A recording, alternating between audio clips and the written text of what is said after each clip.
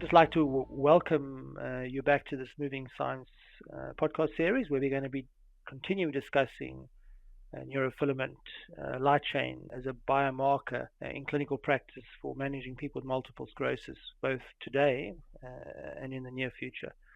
So I would like to go back to Tanuja. Tanuja, it sounds from your our previous podcast that you're using neurofilaments in clinical practice already. Is that correct? That's right. We are using it in our clinic. We have one or two assays available to us, and we're using it in different clinical scenarios to monitor treatment response to patients who have discontinued treatment, to monitor for new disease activity, and also to help with monitoring early MS patients such as RIS and CIS. And so it's been very promising. We're very excited to learn more and continue to use NfL as well as additional biomarkers in the clinic. And I think the two things that I've learned from using it in clinic is one, it's very important, of course, to maintain the same assay in any patient. So you can monitor the levels using the same assay and look at fold change or percent change from time to time. And the other is to take into account any possible comorbidities or other issues that might occur around the time of NfL sampling, such as head trauma or a change in other neurological conditions. So going back to Ahmed, so Tanuja's are you using in clinical practice as well in Wisconsin? I'm using it rarely, actually. We don't have as much access to it as Tanuja has.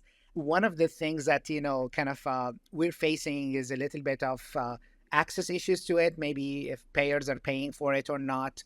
And then also, one of the things that's also important is having a really population reference value that are, I would say, more representational and representative of the community. And one of the other questions I always have kind of asked is what sample we can use. Serum plasma is something, but I recently saw in just also last week actually, that for aquaporin 4 testing, for example, they can now use a dried blood spot for it. So I wonder if we're able to have more of an even easier way to do it through a dried blood spot or something like this, that we could have more access to it and maybe become more affordable to patients to be able to cover it, or payers. And then the other thing I always kind of thought about is if NfL is not correlating with my clinical, observation, or even if it's not correlating with MRIs. We've seen papers where there was contrast enhancing lesions and there was no correlation with NfL. So how do I interpret this in practice? And I think there are more cases where we need to think about how everything is correlated together and what are the challenges and barriers to this. Yeah, so I think my interpretation of that is not all lesions are made equal. So contrast enhancement is basically blood-brain barrier breakdown. It doesn't mean to say there's going to be a destructive lesion there, for example. Exactly, yeah. I would say that a contrast enhancing lesion associated with the raised neurofilament levels is a different beast compared to a contrast enhancing lesion without raised neurofilament levels. Shamali, coming to you, I know we've been using it in clinical practice for quite a while now. Would you make a clinical decision based just on a raised neurofilament level if there wasn't any evidence of an activity in MRI or clinically? Of course, Gavin. I've had enough time to use this test, and the biochemical readout doesn't lie. And so I find myself in a hard position to justify why it's elevated. It's easier just to go with the flow and say it's elevated, because often the rises are so significant that you can't ignore it. I mean, so we've done an audit in our practice where we work at the Royal London Hospital, and this was done a few years ago now, and about 10% of our decisions in terms of disease-modifying therapy were made purely based on neurofilament levels, not the other bio. So there's overlap. It's like a Venn diagram. What makes you make a decision to switch therapies? And neurofilament was the sole decision-making tool in about 10% of decisions, which is quite a big change in practice, to be honest with you.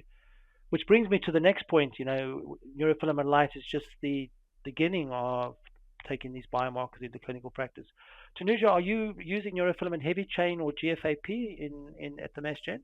Yes, we're actually using GFAP. It's part of a multivariate panel that we have access to. And GFAP stands for glial fibrillary acidic protein, as Ahmed had mentioned earlier on. And this is a protein that is produced by astrogliotic astrocytes, and these occur in MS, particularly in progressive MS. And so GFAP is a biomarker that is currently best associated with progression independent of relapses, and also indicating that a patient has significant astrocytic damage and is probably in the secondary progressive MS state. So these are the situations that we're using GFAP in. It also adds to the prognostic value of NfL as a biomarker of inflammatory disease activity. And one can sort of contrast NfL and GFAP. Generally, patients who are very inflammatory, who are not progressive, have elevated NfL and low GFAP. Those who are very progressive and not inflammatory have the opposite pattern. And so we're using them in concert. Well, that's interesting. Shamili, you've done a lot of work on neurofilament heavy chain. Do you think it adds anything in parallel to the light chain assay? So again, very complex relationship between these two biomarkers. So for the listeners, heavy chain is a heavier version of the filamentous protein. So there are three types of neurofilament subtypes. One is the light chain, which is a predominant component. And then you've got the medium chain and the heavy chain. The heavy chain is heavily phosphorylated. So it tends to be located more in larger myelinated axons when it's been looked at in knockout models, where they've knocked out specifically the light chain, medium chain, or heavy chain. And so we're still trying to decipher exactly how much the heavy chain contributes. And some of the work we've done in progressive studies have shown that heavy chain may be more informative than light chain, where you've got degeneration of larger neurons. And therefore, if you start to see changes in the heavy chain profile, you're going to have greater disability in the progressive phase of the MS. So it's really another interesting biomarker to look at.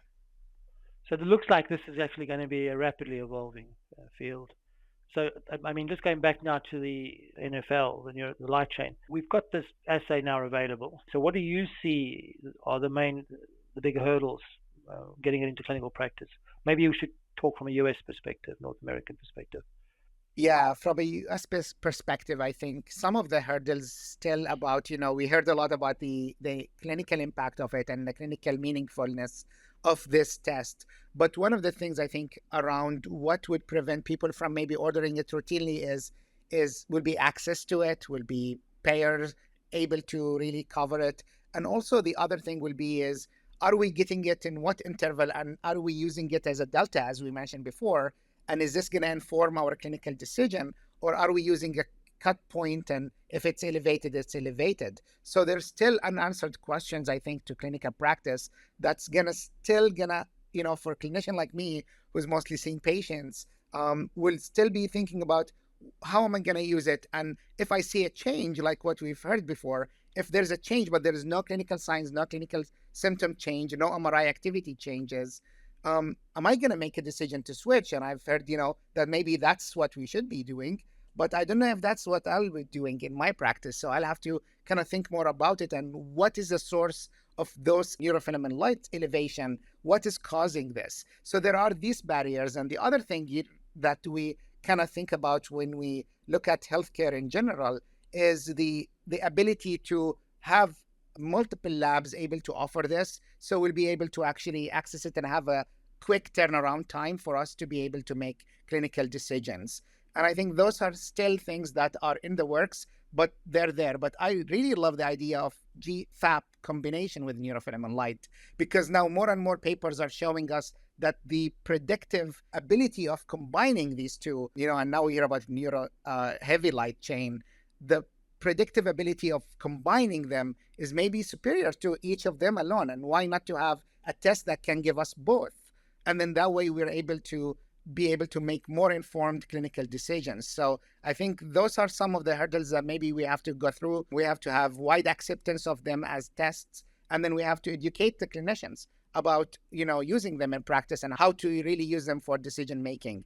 And we don't have comparative, efficacy between drugs on the levels of NfL and things like this. So what am I going to change to if a patient is on certain medicine and their levels are higher? What would I go to next? And that's something that still need to be answered. Yeah, so I think the FDA are currently reviewing NfL as a potential biomarker for approval. So I would imagine the payers are not going to start paying for it until the FDA gives it a green light, simply because the payers will want to avoid having to add costs to the management of MS.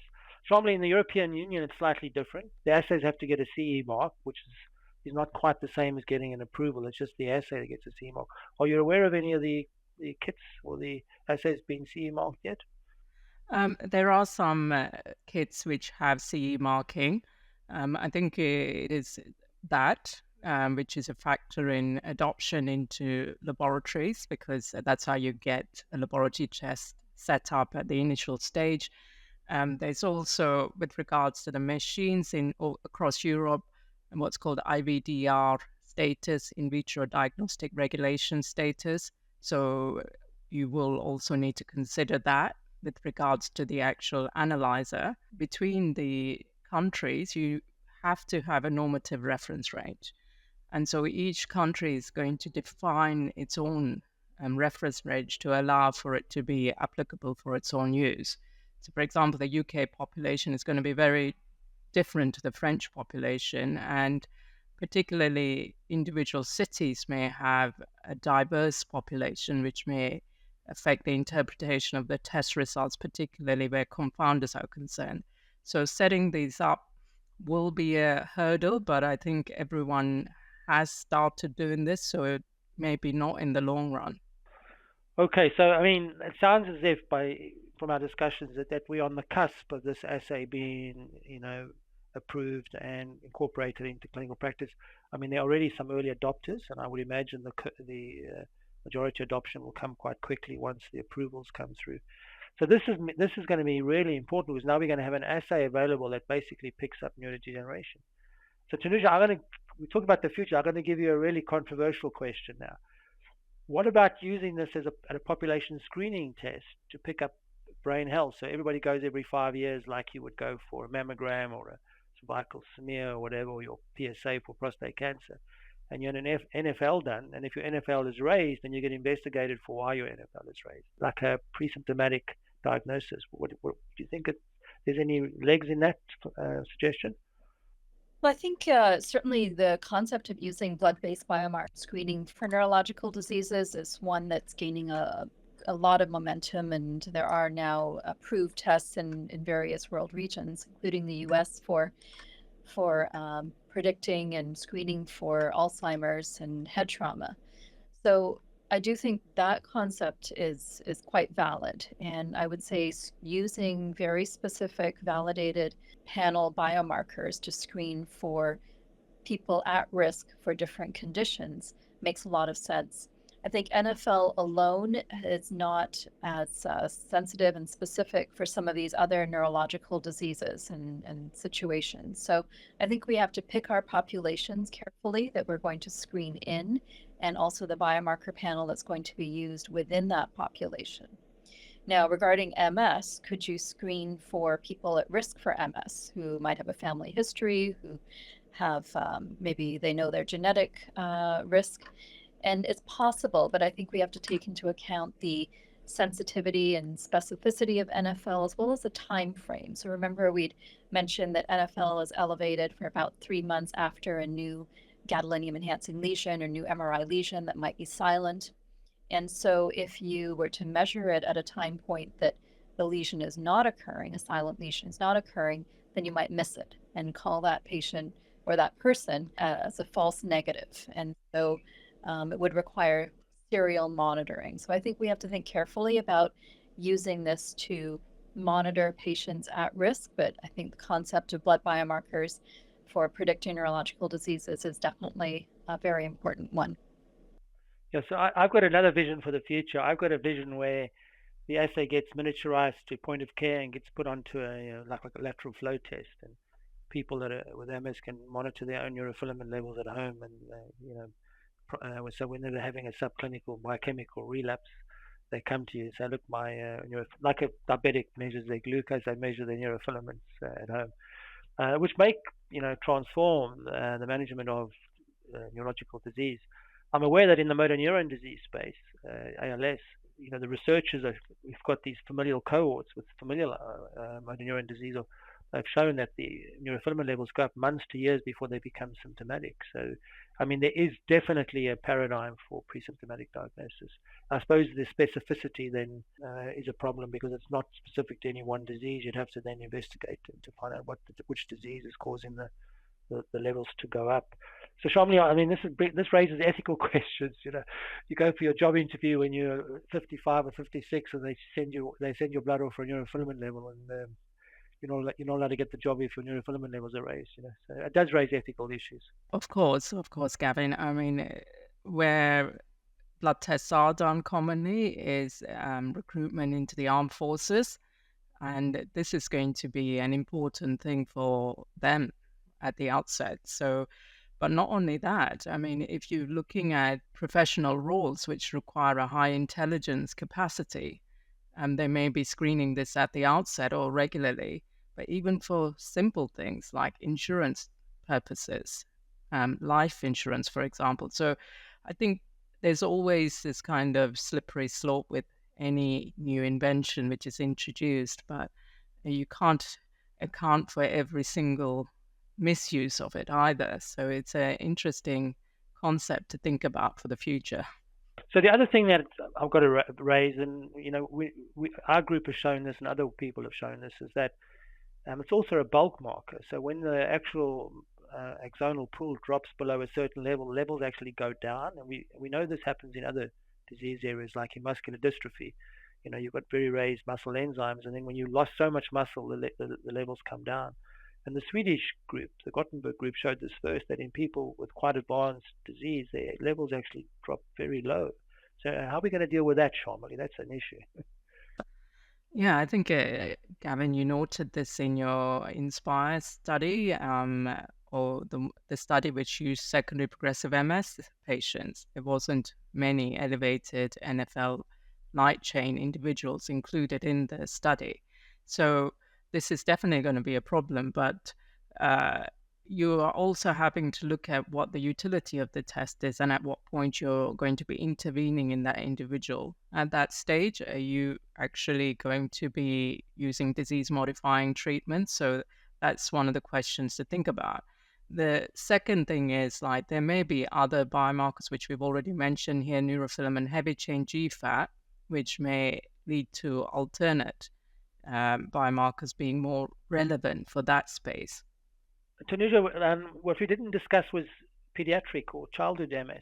Is this biomarker as good in the younger population as it is in the adult population? Yes, NfL, I think, is going to emerge as a very important tool for monitoring pediatric MS patients. And the reason for that is these young patients are more likely to have new enhancing lesions, new relapses, and they're more inflammatory. And so we really do need to monitor their response to various treatments that they're on to ensure that they're not silent new lesions or ongoing disease activity that we're not catching on MRIs. So I think this is going to be a critical tool for monitoring younger patients, particularly, who are more prone to having these this type of new inflammatory lesions. So Emmett, in the first podcast we did, the first part of this neurofilament light, you brought up this thing about remote monitoring. People can take a sample at home, like on a blood spot, for an antibody test and send it in. Now, we've done some work on that past few years. Actually, Andre Malaspina did it in motor neuron disease first before we did it in MS. And a blood spot, unfortunately, there's the hemoglobin from the lyzed red blood cells affects the assay, so the recoveries are not as good. However, there are other technologies where you get plasma spotting. You can collect plasma at home and send the plasma sample in, and it seems to be able to detect it in people collecting plasma and posting in the samples, for example. Yeah, that will facilitate access to, if something like this will be really great to do. So I do think that's another thing for the future, is collecting plasma spotting remotely and sending them in. So there's lots to be done in the future around this biomarker, but it's looking like a really exciting development in the field of MS. It's one of the most exciting things, actually, I think, in terms of monitoring the disease we've had in the last decade. Any final points? Let's go around. Tanuja, you make any final point that we've missed out on? You want to get the listeners to take in? Yeah, Gavin, thank you for chairing this podcast. It's a very exciting area. A lot of research has been done in NfL, and I think it's ready for prime time clinical use now. Shamali? Thank you, Gavin. No extra additions from my end. I think it's taken a long time to adopt this test. So if we look at the initial test done in 2007, it's taken a long time. So the road has been choppy, but it's finally here. Yeah, so developing a biomarker is as difficult as developing a drug, to be honest with you. But Ahmed, do you want to make any final points? Yeah, I would say, we're excited to see it becoming more widely utilized in clinical practice. And I would say optimizing reference range and taking into consideration ethnic and racial variation and country of origin variations. And also the final part would be is to put it in clinical context always. That's, to me, I think of it as a great tool. I think of it as something that's going to help us really dig more into even improving our clinical outcome tools and improving our clinical assessments of patients, just by knowing that this can change without changes in any of the other clinical assessment that we have now. So the future is bright, I think, for this. Yeah. So I'd like to thank the three of you. I think this has been a really good part one and part two around this really important emerging issue. And I'd also like to just thank our sponsors, Roche and Genentech, for making this podcast series available. And it's all about innovation. And this is an example of how innovation is changing the practice of neurology and MS. And it's also almost certainly going to have an impact on how we develop drugs in the future. So it's an example of how innovation changes behavior. Please, if you like this podcast, share it on social media, distribute it to your friends and colleagues. The more people that listen to it, the more likely we are to be able to continue this in the future. So I'd like to thank everybody and take it from there.